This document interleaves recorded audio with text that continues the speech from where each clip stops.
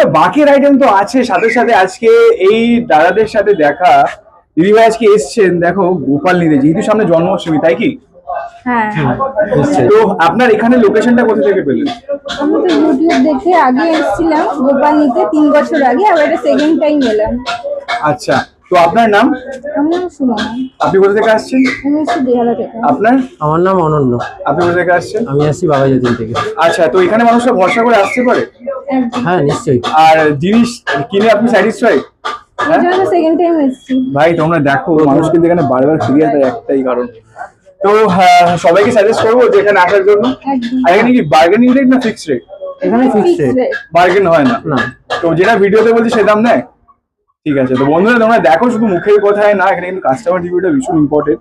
দেখো কি সুন্দর, দিদিভাই আগেও এসছেন, আবারও এসছেন, একটা নতুন নিয়ে গেল যেহেতু সামনে জন্মাষ্টমী।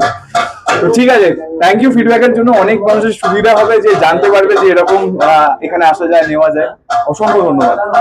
ওয়েলকাম।